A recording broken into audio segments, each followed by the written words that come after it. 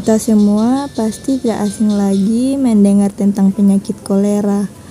Kolera adalah suatu pandemi yang muncul pada sekitar tahun 1961 dan diduga berasal dari distrik Jessore di India. Menurut Organisasi Kesehatan Dunia atau WHO, pandemi ini disebut pandemi yang terlupakan. Penyakit ini telah menjangkiti hampir 4 juta orang setiap tahun dan menyebabkan kematian 21.000 hingga 143.000 orang per tahun. Kolera banyak ditemukan di daerah yang memiliki sanitasi yang buruk dan akses terbatas terhadap air bersih, seperti negara-negara berkembang di Asia, Afrika, dan Amerika Latin. Gejala kolera meliputi diare yang parah dan berair, muntah, dan demam rendah.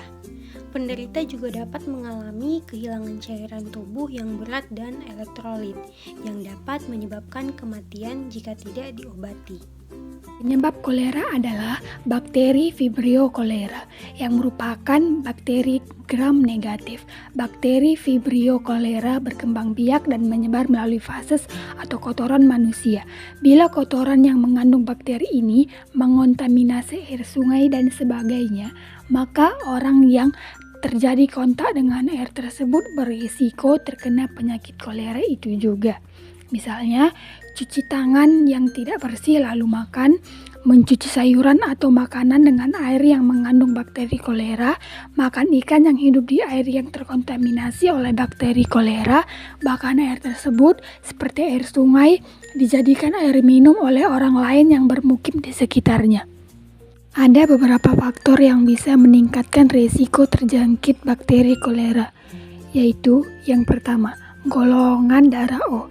Orang-orang dengan tipe darah ini memiliki resiko terjangkit kolera 2 kali lipat lebih besar dari golongan darah lainnya. Yang kedua, tinggal bersama seseorang yang menderita kolera. Karena bakteri kolera cenderung tinggal pada sumber air, maka orang yang tinggal bersama dengan penderita kolera akan lebih berisiko untuk menderita penyakit ini karena mereka minum dari sumber air yang sama. Yang ketiga, memiliki kadar asam lambung yang rendah. Bakteri kolera tidak bisa bertahan hidup di lingkungan yang asam. Asam lambung manusia dapat menjadi pertahanan pertama untuk melawan infeksi. Kehilangan cairan dan elektrolit dalam jumlah besar bisa membahayakan dan berakibat fatal. Syok dan dehidrasi parah merupakan komplikasi kolera yang paling berbahaya. Selain itu, ada beberapa masalah kesehatan lainnya yang bisa muncul akibat kolera, yaitu hipokalemia, gagal jantung, dan hipoglikemia. Satu-satunya cara untuk memastikan diagnosis kolera adalah dengan menguji sampel tinja guna melihat keberadaan bakteri. Kini, petugas medis di daerah terpencil bisa menggunakan tes untuk mendiagnosis kolera lebih cepat dan mengurangi dampak fatal yang bisa terjadi.